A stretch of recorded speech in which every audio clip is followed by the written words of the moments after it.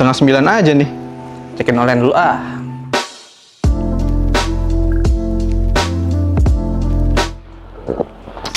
Halo Martelian, kembali lagi dengan saya Gunawan tentunya di Monotalks. Nah, buat kita yang WFH, pagi-pagi seperti ini biasanya kita masih punya waktu untuk menikmati kopi kita nih. Tapi, ada tapinya. Saat jam sudah menunjukkan pukul setengah 9, kita harus cepat melakukan presensi online ya, dan mengganti mode kita ke mode bekerja. Nah, ngomong-ngomong WFH dan mode bekerja, kali ini kita akan membahas bagaimana membuat rumah kita atau membuat peraturan di rumah kita selama kita WFH dengan tujuan kita bisa lebih produktif selama kita WFH. Mau tahu caranya? Tonton video ini sampai selesai.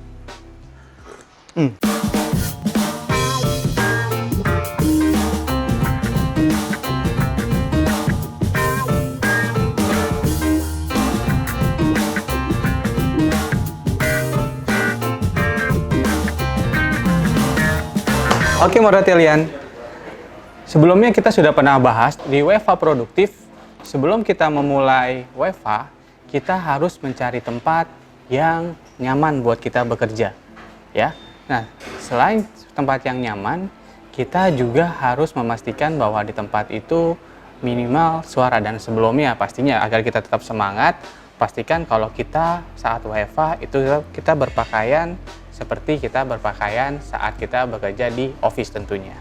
Nah, sekarang kita akan masuk bagaimana sih membuat ground rules dalam WFH agar kita bisa tetap produktif dalam bekerja. Rules yang pertama adalah kita harus berbicara pada diri sendiri, kita harus meyakinkan diri kita sendiri bahwa saat kita WFH adalah kita bekerja sama seperti saat kita bekerja di office. Hanya saja lokasinya yang berbeda ya. Jadi sebelum kita align ke family, selain kita align ke anak ya, kita harus align terlebih dahulu sama diri sendiri. Jadi kalau kondisi diri kita masih nganggap wah di rumah nih, ini kayaknya saya kerja bisa santai aja nih, kadang nggak ada yang kontrol kita. Nah itu harus kita alignkan dulu diri sendiri. Kita harus ngomong, wah saya harus bekerja sesuai di kantor, saya harus tetap produktif. Jadi ngomong sama diri sendiri kalau kita bisa produktif saat WFH. Nah, yang kedua, kita harus buat yang namanya to-do list. Jadi, kalau saat kita di WFH, saat kita melakukan WFH, kita harus make sure kita punya yang namanya to-do list. Jadi, kita bekerja, kita punya kontrol, kita punya guide-nya. Seperti yang saya tulis, hari ini saya mau buat modul negotiation skill, saya mau revisi tes di e-learning, saya juga mau buat learning report untuk bulan Mei tahun 2020. Nah, ini yang akan jadi guiding saya selama saya WFH. Jadi, saya tidak akan mengerjakan hal lain selama saya melakukan WFH ya. Jadi, nanti ini adalah output yang akan saya update ke atasan saya saat saya WFH. Nah, teman-teman perlu tahu, saat kita WFH, challenge-nya WFH adalah output kita bekerja itu diukur dari hasil kita bekerja saat hari itu juga.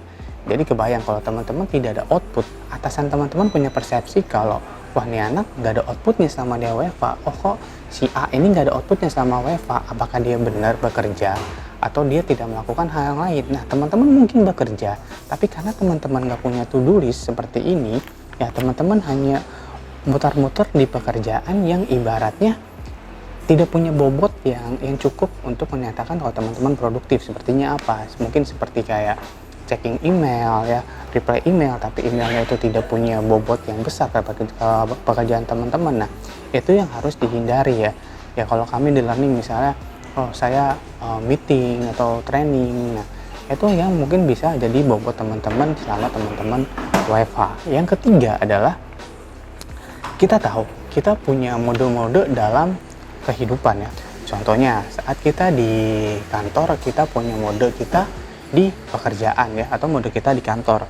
Nah mode di kantor ini kan biasanya kita serius gitu ya, kita disiplin, kita fokus. Pada saat WFH ada masa transisi nih, transisi dalam kita di rumah, kita dimana mode biasa kita itu santai, tapi kita bekerja. Nah tapi pikiran kita itu kantor. Nah, jadi kadang-kadang beberapa orang yang WFH itu dia kesulitan untuk setting mode-nya gitu. Wah, ini saya pakai mode kantor atau mode rumah.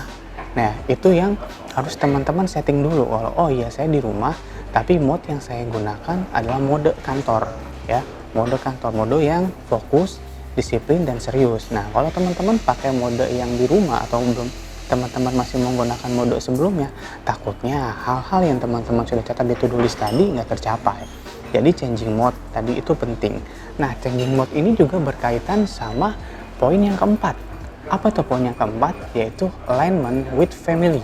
Jadi kalau kita udah changing mode kita di rumah, dari mode kita di rumah yang santai ya, jadi nice sama anak, sama istri. Nah, saat kita changing mode ke mode kita di kantor, ke mode bekerja, kita harus align sama orang-orang yang ada di rumah kita. Bagaimana caranya bisa align? Ya kita harus jelaskan ke mereka kalau saat ini, di hari ini, yes, fisik saya ada di rumah, tapi saya tidak sedang libur ya, saya tetap bekerja.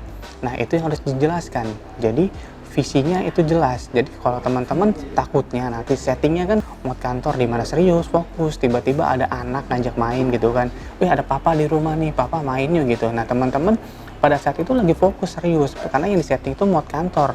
Nah, karena serius tiba-tiba ada anak ngajak main dan situasinya itu lagi tidak terlalu menyenangkan buat teman-teman, lalu teman-teman feedback ke anaknya dengan muka yang tidak friendly gitu, atau mungkin ada beberapa orang yang marah-marah sampai marah ke anaknya karena anaknya ngajak main saat dia WFH dan posisinya emang tidak lagi enak, sampai anaknya kaget, loh kok papa diajak main di rumah tapi kok galak gitu kan. Nah, ini contoh yang harus kita samakan. Jadi anak itu pun usianya ya 5 tahun ya mungkin udah bisa dikasih tahu lah kalau papa hari ini kerja ya deh ya, kalau adek mau ngajak main papa gak bisa jam segini, mungkin nanti bisa di jam 12 gitu ya. Itu harus dijelaskan. Begitupun juga dengan istri gitu ya. Kali kalau istri misalnya mau minta, mas angkatin galon gitu kan, kan nggak mungkin saat kita lagi di tengah meeting ya, video conference, tiba-tiba istri mas angkatin galon ya, karena istri kita taunya fisiknya kita ada di rumah gitu. Nah, kalau kita jelaskan dek gitu kan, misalnya namanya siapa istrinya, kalau manggil yang gitu, yang saya lagi WFH nih, walaupun fisik saya ada di rumah, tapi nanti kalau mau minta tolong saya itu nggak bisa jam segini ya, karena saya ada meeting gitu. Jadi nanti kalau istrinya mau minta tolong atau mau manggil gitu ya, nah itu dia pasti mikir, oh iya nggak bisa lagi WFH ya. Seperti itu teman-teman, jadi harus dijelaskan juga. Nah, setelah selesai bekerja, jangan lupa peregangan dulu. Dan sekarang kita mau lihat nih salah satu testimoni dari karyawan Noratel yang sudah melakukan setting ground rules pada saat dia WFH. Kita lihat testimoninya dalam video berikut. Assalamualaikum warahmatullahi wabarakatuh. Selamat pagi rekan-rekan Noratelian. Semoga teman-teman masih dalam kondisi yang fit, sehat, dan tetap semangat walaupun sebagian dari kita masih ada yang bekerja dari rumah. Pagi ini saya mau sharing sedikit ke teman-teman semua tentang pengalaman saya selama bekerja dari rumah. Hambatan yang saya temui selama bekerja dari rumah saya kelompokkan menjadi dua. Yang pertama, adanya perasaan shock mindset, di mana saya merasa galau ketika saya harus fokus bekerja, terus kemudian saya dengar suara anak nangis gitu ya. Ini membuat saya sempat agak down waktu itu, seakan-akan saya mengabaikan mereka gitu ya. Terus kemudian dalam hal pekerjaan banyak banget hal-hal yang berubah, yang tadinya kita saat meeting itu harus ketemu, menjelaskan sesuatu harus sambil menggambar, mendeskripsikan segala sesuatu, harus ngumpul gitu ya. Nah, ini shock mindset yang paling berasa selama saya bekerja dari rumah. Kuncinya sebenarnya cuma satu sih, tahan diri. Jadi semua kegiatan yang nggak ada hubungannya sama kerjaan, terus kemudian hal-hal yang berlebihan tadi kayak cemilan gitu ya, itu harus disingkirkan jauh-jauh gitu, supaya kita tetap fokus. Dan respon dari keluarga selama saya bekerja dari rumah ini cukup baik, dan saya juga perlu beberapa kali mengajak mereka berkompromi supaya menjaga kondusivitas ketika saya melakukan bekerja dari rumah. Dan anak-anak juga sering banget saya ingetin, recurring reminder buat mereka supaya mereka paham bahwa orang tuanya bekerja dari rumah ini bukan untuk liburan, jadi bukan untuk santai-santai. Itu aja sharing pengalaman saya selama bekerja dari rumah. Semoga tadi informasinya semua bermanfaat ya buat teman-teman. Terima kasih semuanya, sampai jumpa. Oke, tadi kita sudah lihat videonya, dan yang terakhir buat kita adalah saat kita melakukan WFH adalah alignment with team, ya, atau keep in track with team. Nah, ada video call nih. Nah, ini tim. Halo guys, gimana kerjaan hari ini? To-do list aman semua? Oke. Bahas apa kita Mas hari ini? Oke, tadi kita lihat kita hari ini mau ada bahas tentang modul negotiation skill.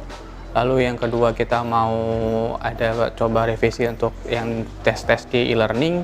Dan terakhir kita mau review untuk training report yang di bulan Mei ya, yang pasti tahun ini juga. Jadi itu kita fokus ketiga itu dulu. Nanti selesai kita update masing-masing, tolong email ya. Thank you.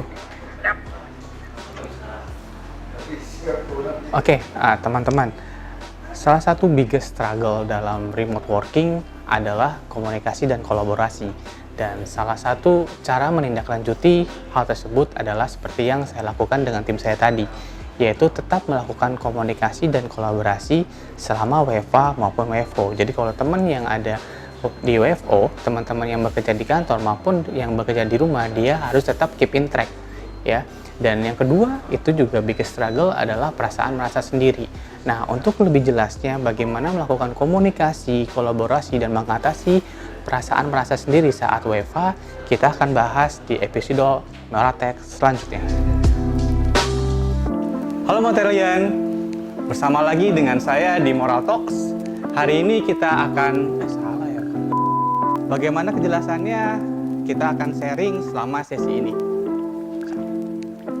Oke. Oh, itu Pak Agung tuh, harus cepet nih. Rolling and action.